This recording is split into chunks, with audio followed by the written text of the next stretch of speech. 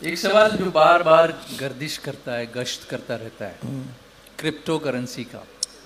Crypto currency, हाँ, जिधर हम लोग जाते हैं तो ये पीछा करता है। आज भी पीछा करते करते आज़ाद मैदान पहुंच गया है। तो क्रिप्टो करेंसी का कोई जदीद हुक्म है?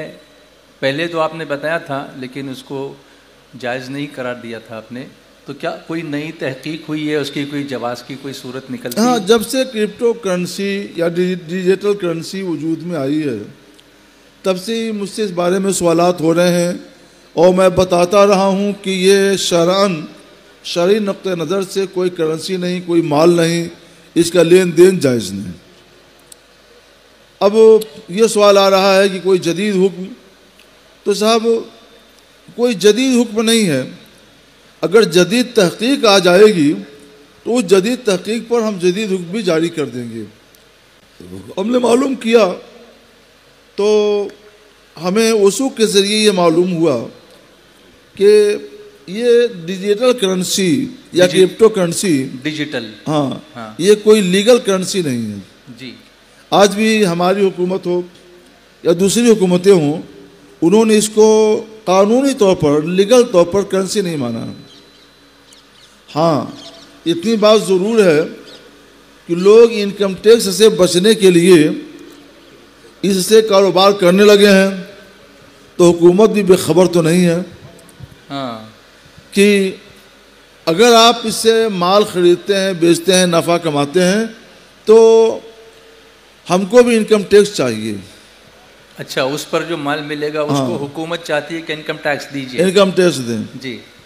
हुकूमत समझ रही है कि करेंसी, क्रिप्टो करेंसी से कारोबार इसीलिए किया जा रहा है कि इस करेंसी पर इनकम टैक्स नहीं आयद होता कानूनन। अच्छा, तो हुकूमत ने इस पर भी इनकम टैक्स नाफिज कर दिया कि अगर आप इससे माल ख़रीदते हैं, बेचते हैं, कारोबार कर रहे हैं, आपको नफ़ा हो रहा है तो हमको भी कुछ चाहिए जी। इसको बहाना बना करके आप इनकम टैक्स से नहीं बच सकते जी। लेकिन इन सब के बावजूद हुकूमत ने इसको लीगल हैसियत नहीं दी है जी। जिस दिन हुकूमत इसको लीगल करेंसी मान लेगी, क्रिप्टो करेंसी को, उस दिन हम भी वो जदीद हुक्म आपको जारी कर देंगे जी। यानी आप ये फरमा रहे हैं कि कोई इलीगल काम करने की इजाज़त नहीं दे सकते? नहीं। जी जी। जब वो लीगल हो जाएगा तो फिर ठीक है। अच्छा, या वो ऐसा इसलिए आप फरमा रहे हैं कि हुकूमत अगर इस करेंसी की गारंटी ले ले, अगर जैसे कागज़ की करेंसी जब जारी हुई जी तो दुनिया भर की हुकूमतों ने ये अहद किया, ये वादा किया, उस पर लिखा भी जी कि धारक को 5 रुपये या 10 रुपये या 100 रुपये या 1000 रुपये अदा करने का वचन देता हूँ। तो इस करेंसी पर ऐसा कुछ नहीं है जी। जिस दिन हमारी हुकूमत ये वचन दे देगी तो उस दिन हम आपको जदीद हुक्म सुना देंगे इंशाल्लाह। जदीद, माशाल्लाह। थोड़ा सा इंतज़ार कीजिए। अच्छा, माशाल्लाह।